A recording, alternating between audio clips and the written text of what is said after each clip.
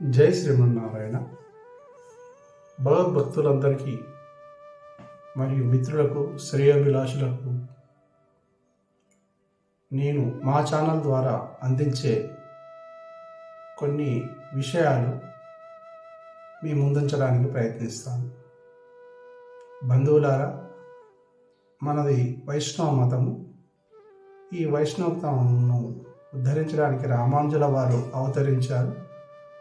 రామానుజుల వారి అనేక మంగళాశాసనాలతోని నా గురువైన పరమహంస పరివ్రాజక శ్రీ శ్రీ తిద్దంటి చిన్నజీయర్ స్వామి గారి మంగళ శాసనాలతోని నేను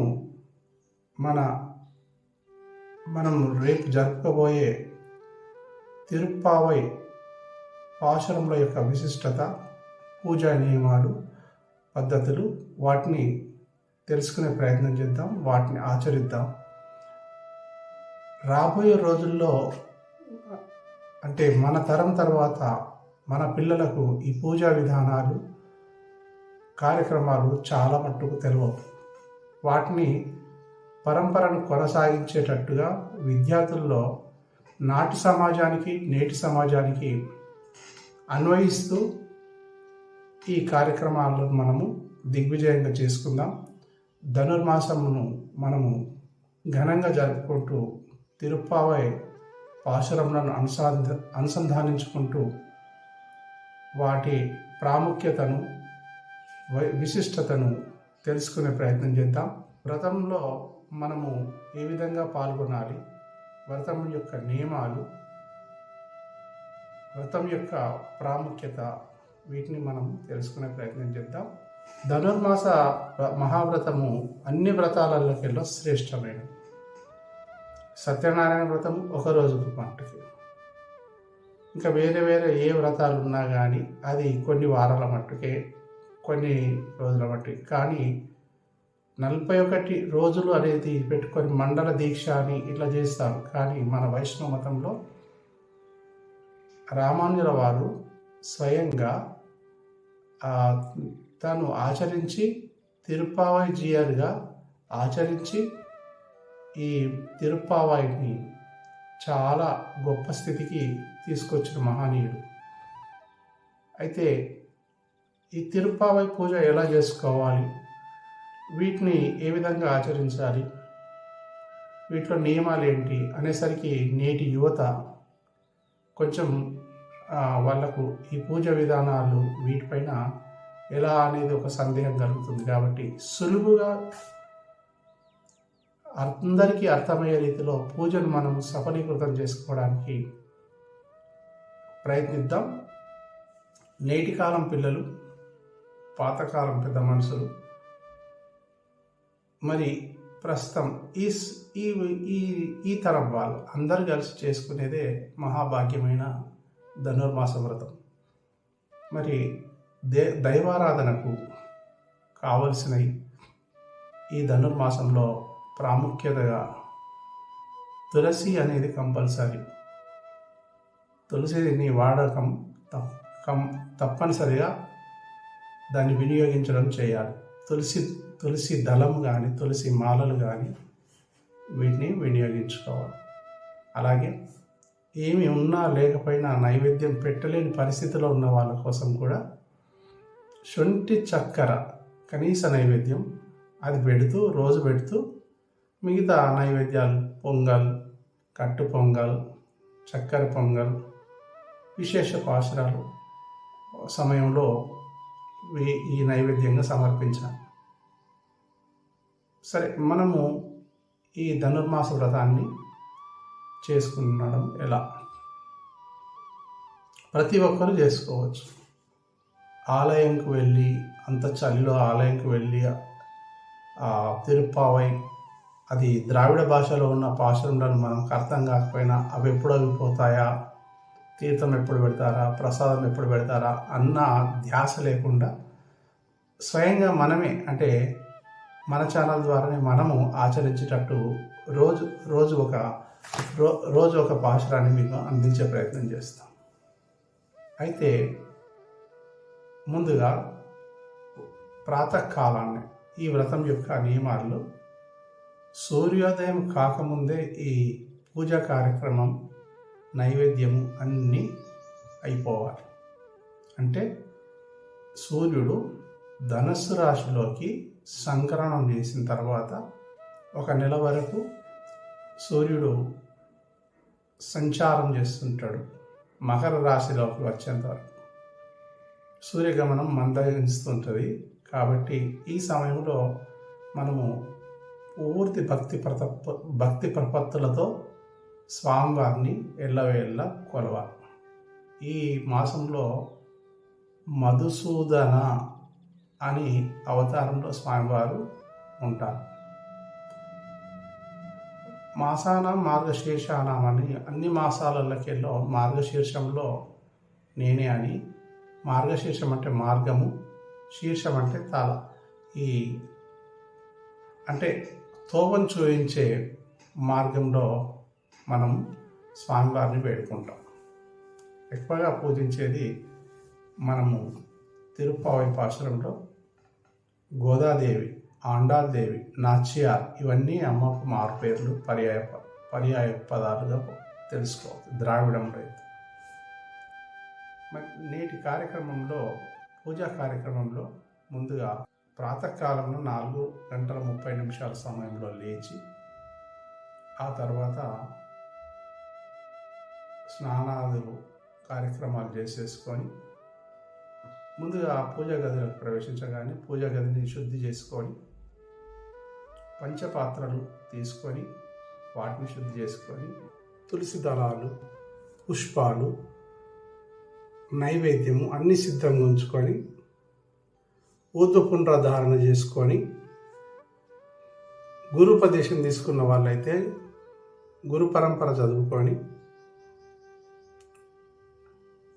దీపారాధన, గురు పరంపర చదువుకున్న తర్వాత ఊర్ధ్వపుండ్రాలు ధరించిన తర్వాత దీపారాధన చేసి గురు పరంపరను, గురువు గారు ఉపదేశించిన మంత్రాన్ని అనుసంధానించుకొని గురువు ఆజ్ఞతో స్వాచార్య శ్రీహస్తేన ఆరాధనాభిముఖ భవేభ్యం అని చెప్పేసుకొని, ఇది కేవలం నా ఆచార్యుడు అని, ఆచార్యుడు ద్వారానే అతనే చేయిస్తున్నాడన్న సంకల్పంతో మనం మనసులో అనుకొని ఈ పూజా కార్యక్రమాన్ని ప్రారంభించుకోవాలి. దీపారాధన చేసిన తర్వాత ఇక్కడ అందరికీ 3 వత్తులు వెలిగించాలా, 2 దీపాలు వెలిగించాలా అని సందేహం కలుగుతాయి. కాబట్టి ఈ తిరుప్పావై, ఈ ధనుర్మాసం ప్రత్యేకంగా 30 రోజుల కార్యక్రమం కాబట్టి ఈ 30 రోజుల కార్యక్రమంలో మనము 2 ఇరువైపులా పెట్టుకొని దీపారాధన వెలిగించాలి. అయితే పీఠం అనే వ్యవస్థలో వచ్చినప్పుడు, పీఠం పెట్టుకునేటప్పుడు అది ఆలయాల్లో అర్చకులు వస్త్రధారణ, కలుషము అవన్నీ పెట్టుకుంటారు. మనం సింపుల్గానే చేసుకుంటాం. మనం సింపుల్గా ఎలా కలుషం లేకుండానే మన ఇంట్లో విగ్రహాల్లో శ్రీకృష్ణుడి విగ్రహం కానీ, విష్ణుమూర్తి విగ్రహం కానీ ఉన్నట్టయితే, గోదాదేవి ఫోటో కనుక ఉన్నట్టయితే, ఆ ఫోటోను పెట్టుకొని కొంచెం ముందు జరుపుకొని పెట్టుకొని మనం ఆరాధన చేసుకోవాలి. ఈ ఆరాధన చేసే క్రమంలో మన గురు పరంపర శ్లోకాలు చదువుకున్న తర్వాత నిత్యానుసంధాన శ్లోకాలు చదువుకోవాలి. శ్రీశైలేష దయాపాత్రం నుండి భూతం సరచ్చదావయమ భట్టనాథ వరకు, అక్కడ వరకు చదువుకొని గురు పరంపర శ్లోకాలు చదివేసుకున్న తర్వాత,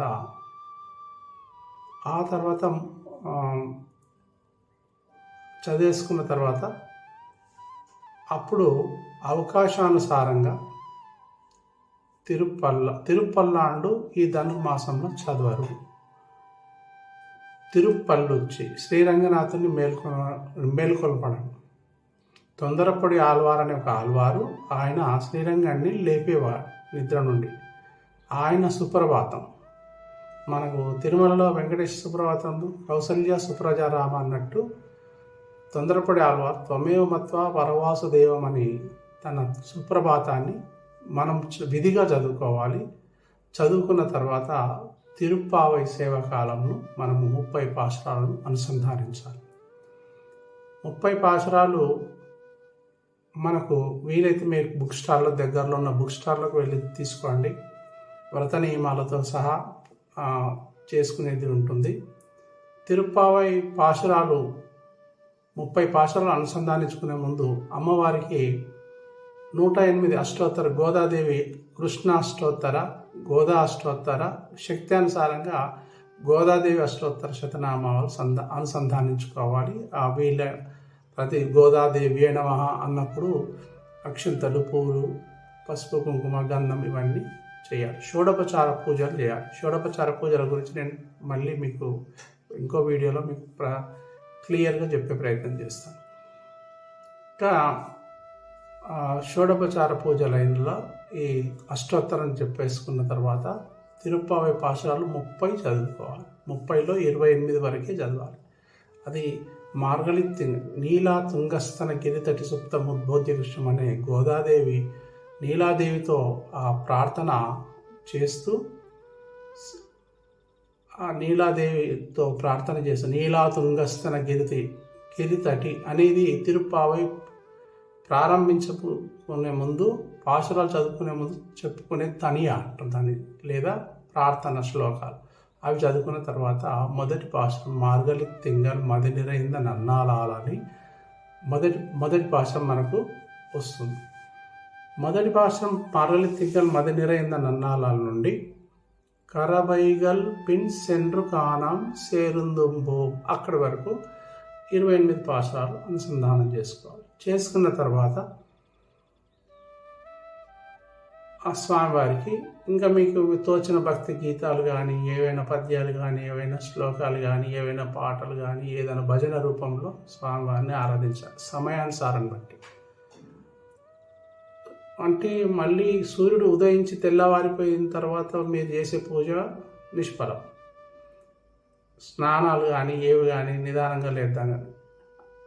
సో అట్లా పారాయణం చేసేసిన తర్వాత స్వామివారికి మనం అన్ని చిన్న చిన్న భక్తి పాటలు కానీ, ఏవైనా భజన్స్ కానీ పెట్టుకొని విని అన్నీ సిద్ధం చేసుకొని మంగళహారతి కూడా సిద్ధం చేసుకొని నివేదన చేయాలి. స్వామివారికి నైవేద్యం పెట్టి నైవేద్యం చూపిస్తూ దానికి సంబంధించిన శ్లోకం ఉంటుంది. నేను మళ్ళీ వీడియోలో మీకు చెప్తాను. నైవేద్యాన్ని చూపించిన తర్వాత స్వామివారికి మంగళార్తిస్తూ, కర్పూర మంగళార్తిస్తూ స్వామివారికి మంగళారతి ఇచ్చేసిన తర్వాత ఈ మంగళారతి తీసేసుకున్న తర్వాత చేతిలో తులసి దళాలు, కొన్ని అక్షంతలు, పువ్వులు ఈ 3 తీసుకోవాలి. తీసుకొని ఇప్పుడు ఆచార్యతనే నిత్యానుసంధేయ శ్లోకాలు అంటారు వాటిని మీ అందరికీ తెలుసు. శ్రీశైలేశ దయాపాత్రం నుండి భూతం సరచ్చదావయ పట్టణాథ వరకు మనము ఇది చదువుకోవాలి. కాబట్టి అవి చదివేసిన తర్వాత ఆ రోజు పాశురంను తిరుప్పావై పాశురంను అనుసంధానించాలి. ఎక్కడ నుండి? నీలా తుంగస్తనగిరి నుండి.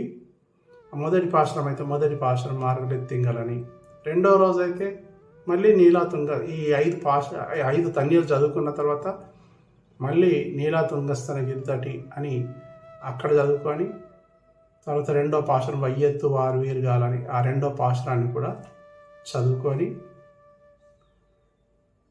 ఆ పాశురాలను విన్నవించిన తర్వాత దానికి వీలైనంత తెలుగులో అర్థం కూడా ఈ పుస్తకాలలో, మన గూగుల్లో లేదా యూట్యూబ్లలో కూడా దాని మీనింగ్ తెలుస్తుంది. కాబట్టి ఆ మీనింగ్తో సహా మనం అర్థం చేసుకొని స్వామివారికి ఆ తులసి దళాలు, పుష్పాలు వాటిని సమర్పించాలి. కృష్ణార్పణమస్తు అంటూ ముగించి అన్యదాశరణం నాస్తి మంత్రహీనం క్రియాహీనం భక్తిహీనం జనార్దన యత్కృతంతు మయా దేవ పరిపూర్ణం తదస్తుతే అనే శ్లోకం చెప్తూ, అయ్యా నేను చేసిన ఇప్పటివరకు పూజలో ఎక్కడన్నా ముందుది కానీ ఎక్కడన్నా పొరపాటు కానీ జరిగినట్టయితే క్షమించని చెప్పేసి ఆ సాష్టాంగ నమస్కారం మగవాళ్ళు, స్త్రీలు వంగి నమస్కారం స్త్రీలు చేయాలి.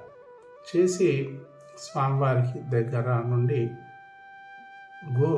సమాశ్రయమైన వాళ్ళు ఆల్రెడీ శ్రీపాద తీర్థం తయారు చేసి పెట్టుకుంటారు కాబట్టి దాన్ని 2 సార్లు స్వీకరించాలి. ఇక మీరు ఆరాధనకు షోడోపచారాల్లో అర్ఘ్యం సమర్పయామి, పాద్యం సమర్పయామి, హస్తయార్ఘ్యం సమర్పయామి అని చెప్పేసినప్పుడు ఆ తీర్థాలను స్వామివారికి చూపిస్తూ మనం వదిలేసిన శేష జలమును మనం తీర్థంగా వినియోగించుకొని ఆ తీర్థాన్ని 3 సార్లు తీసుకోవాలి. తీసుకున్న తర్వాత శొంఠి చక్కెర తీసుకొని ఆ తర్వాత మనం పెట్టిన నైవేద్యంలో పొంగల్ని తీసుకొని అప్పుడు మనం పూజా మందిరంలో నుండి బయటకు వచ్చినప్పుడు మన పూజా ప్రక్రియ మొత్తం పూర్తయినట్టే. కాబట్టి వీటినన్నిటిని మనం జాగ్రత్తగా అన్వయించుకోవాలి, చేసుకోవాలి. ఈ అన్ని వ్రతాలకెల్లా కష్టమైన వ్రతము, ఇష్టమైన వ్రతము, నిష్ఠతో కూడిన వ్రతము కేవలం గోదాదేవి వ్రతం. ఈ గోదాదేవి వ్రతాన్ని మనము మంచిగా చేసుకుందాం, ఇష్టంతో చేసుకుందాం. చాలా కష్టమైన పని, ఎందుకంటే ఎవరికైనా కానీ ఈ చలికాలంలో, ఈ మార్గశీర్ష మాసంలో చలికాలంలో ప్రొద్దున ఎవరికి కూడా లేవాలనిపించదు. ఇంకొంచెం తెల్లవారుతున్న సమయానికల్లా ఇంకా చలి ఎక్కువగా ఉంటుంది కాబట్టి ఇంకో దుప్పటి కప్పుకొని పడుకుంటే బాగుండండి. అదే పొరపాటు. ఎప్పుడైతే కష్టం అనిపించింది, మనం కష్టం అనుకున్నది చేస్తే స్వామివారికి ఇష్టమవుతుంది, మనకిష్టం అనుకున్నది స్వామివారికి కష్టమవుతుంది. సో బంధువులారా వీటిని గమనించి ఈ మార్గశీర్ష మాసంలో మీరు స్నానాదులు, చల్లటి స్నానాలు తలపై నుండి చేసుకోవాలి. మరి అంత ఇప్పుడు అందరి ఇళ్లలో ట్యాప్లలో వాటర్ను మనం ఒకటేసారి పోసుకోవాలా, రోజు తల స్నానం చేయాలని సందేహాలు కలుగుతాయి. కాబట్టి రోజు తల స్నానం చేయాల్సిందే. మీకు ఒక చిన్న ఐడియా కోసము, సలహా కోసము మీ ట్యాప్లో వచ్చే వాటర్ని కాసేపు వదిలిపెట్టండి, అవి వెచ్చగా అయిపోతుంది ట్యాంకులో నుండి. తర్వాత మగవాళ్ళు అయితే, పురుషులైతే కంపల్సరీ తల స్నానం చేయాల్సిందే. తల స్నానం చేసేసి, ఎందుకంటే ఆ నీళ్ళలో స్వామివారు ఉంటారు. స్వామివారు కాదు, సూర్యుడు అందులో నీళ్ళలో ఉంటాడు. నీళ్ళలో సూర్య భగవానుడు ఉంటాడు. కాబట్టి మనం సూర్య భగవాను అనుగ్రహం కోసం మనము ముందే ప్రొద్దున్నే తల స్నానం చేసేసి, మంచి మడి వస్త్రాలు శుభ్రంగా ఉతికినవి, బట్టలకు తగలనవి, బెడ్కు తగలకుండా ఉండేటి, అట్లాంటి కొన్ని జాగ్రత్తలు తీసుకొని ఇల్లు మంచిగా ప్రొద్దున్నే శుభ్రం చేసేసుకొని, కొందరు సందేహం కలగవచ్చు, మేము 3 గంటలకు లేచినా కానీ మా పూజ కాలేదండి.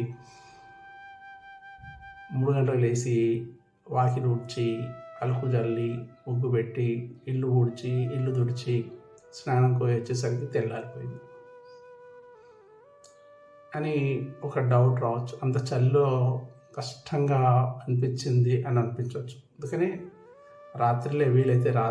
వీలైతేనే రాత్రిలే పూర్తి చేసేసుకొని శుచిశుభ్రంగా నిద్ర నుండి లేవగానే హరిహరి హరిహరి అనుకుంటూ, శ్రీరంగ అనుకుంటూ, స్వామివారిని దర్చుకుంటూ ఇల్లు నోట్ చేసుకొని, వాకిలి శుభ్రం చేసేసుకొని, తల స్నానాలు చేసేసుకొని పూజా మందిరంలోకి వచ్చేసి పూజలను దిగ్విజయం చేయండి. స్వామివారి కృపకు, అమ్మవారి కృపకు మీరు పాత్రులు కండి. అమ్మ దయ ఉంటే అన్నీ ఉన్నట్టే. స్వామివారు కాస్త కఠినమైన, మనకు రాముడు కానీ కృష్ణుడు కానీ వాళ్ళు అనేక పరీక్షలు పెట్టినా తట్టుకోకుండా తొందరగా కరుణించమని ప్రాధేయపడేది మన అమ్మవారు. కాబట్టి మీరు ఎన్నో చిత్రాలు చూసే ఉంటారు. రామదాస్ చిత్రంలో కానీ, అన్నమయ్య చిత్రంలో కానీ, స్వామివారు కనికరించాలంటే అమ్మ అనుగ్రహం పొందాలి. అమ్మ అనుగ్రహం పొందాలి అంటే ఈ ఎవరో కాదు, ఈ గోదాదేవి సాక్షాత్తు భూదేవి. ఈ భూదేవికి పూజ చేసేవాళ్ళు చాలామంది తక్కువ. భూదేవి అంశతో జన్మించిన తల్లి కాబట్టి ఈ భూదేవి అంశతో జన్మించిన అమ్మకు మనం పూజలు కనుక చేస్తే మన కోరికలు తప్పకుండా నెరవేరుతాయి. కోరుకున్న కోరికలు నెరవేరుతాయి. కోరుకో అని చెప్పే దేవతామూర్తి మన ఆండాల అమ్మవారు. కాబట్టి మనం కోరికలు కోరుకొని చేసుకోం. ప్రతి ఒక్కరికి కోరికలు అనేటివి సహజం.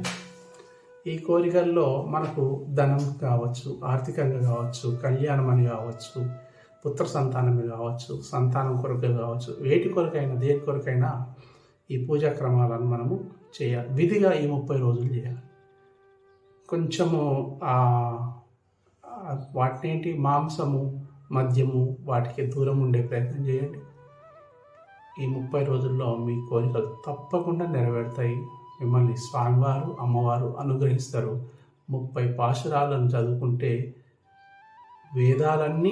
వేదాలకే, ఉపనిషత్తులకు, పురాణాలకు, భాగవతాలకు, వేదాలకు అన్నిటికీ ఈ తిరుప్పావై ఒక బీజం లాంటిది, విత్తనం లాంటిది, సీడ్ లాంటిది.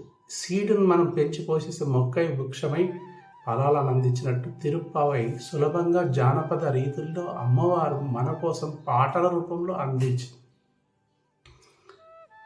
ఆ పాటలను మనం పాడుకోవాలి. అమ్మవారు పాడింది.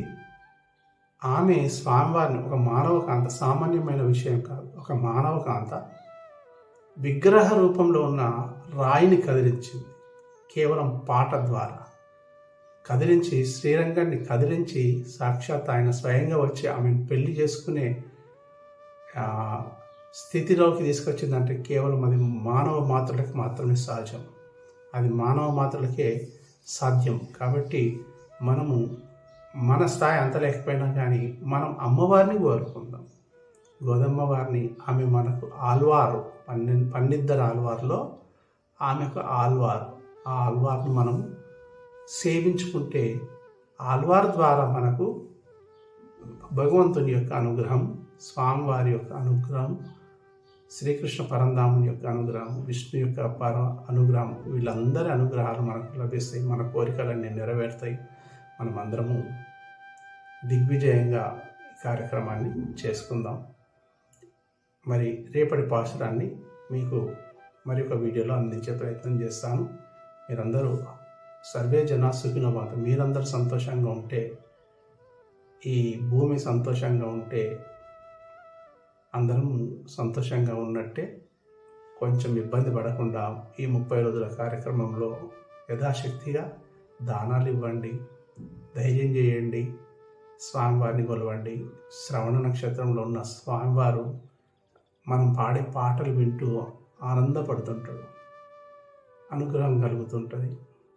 మనకు ఈ 30 రోజులు కష్టం అనుకోకుండా చేసేది నేను ఒకే ఒక ఉదాహరణ చెప్పదలుచుకున్నాను.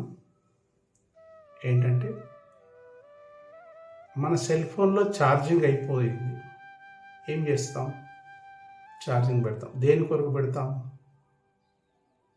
మళ్ళీ మనం సెల్ ఫోన్ వాడుకోవడానికి కోసం, వినియోగించుకోవడానికి కోసం పెడతాం. అట్లనే ఈ 30 రోజులు ఛార్జింగ్ టైం. ఈ 30 రోజులు తిరుప్పావై ధనుర్మాసం ఛార్జింగ్ టైం. మనకి ఈ ఛార్జింగ్ టైంలో మనం చేయాల్సిన పని అమ్మవారిని కొలవడం, స్వామివారిని కొలవడం, ఆచార్యులను కొలవడం. ఈ మూడే. ముందుగా ఆచార్యులను పొగిడి వాళ్ళను సంతృప్తి చేసి, తర్వాత స్వామివారి యొక్క సంబంధీకులైన వాళ్ళను పొగడి, ఆ తర్వాత స్వామివారిని పొగిడితే అప్పుడు ధనుర్మాసం పూర్తయినట్టు. చివరి రోజునాడు, భోగి రోజునాడు అమ్మవారు సాక్షాత్తు శ్రీరంగని విగ్రహంలో ఐక్యమైన రోజు కాబట్టి, కళ్యాణం జరుపుకొని స్వామివారిలోనే ఐక్యమైన రోజు కాబట్టి, మనం కూడా అమ్మ కాత్యాయని వ్రతం చేసింది, మనం గోదాదేవి వ్రతం చేస్తున్నాం. ఆమె చేసిన వ్రతాన్ని మనం అన్వయించుకుంటూ మనం ముందుకు వెళ్తున్నాం. అందరూ కూడా ఈ కార్యక్రమాన్ని తిలకించండి. రేపటి రోజున పూజా విధానాలను నేను చేసే పూజా విధానాలను మీ ముందు ఉంచుతాను. రేపటి రోజు మనమందరము చక్కగా కార్యక్రమాన్ని నిర్వహించుకుందాం. అందరూ సఫలీకృతంగా కొంచెం ఒక 5 రోజులు ఒక 6 రోజులు ఇబ్బంది కలుగుతుంది. అబ్బా ప్రొద్దున లేవాలా, అబ్బా అనేది బాధ కలుగుతుంది. ఈరోజు బాధపడ్డ వాళ్ళు రేపు సుఖపడతారు, సంతోషపడతారు. చెట్టుకు వేర్లు వచ్చేదైనా కాసే పండ్లు తీయగా ఉంటాయి. కాబట్టి మనం మంచి ఫలాలను పొందాలని ఆశిస్తూ మీ అందరికీ శుభం జరగాలని ధనుర్మాసం వ్రతంకు అందరికీ శుభాకాంక్షలు తెలియజేస్తూ జై శ్రీమన్నారాయణ, జై జై శ్రీమన్నారాయణ.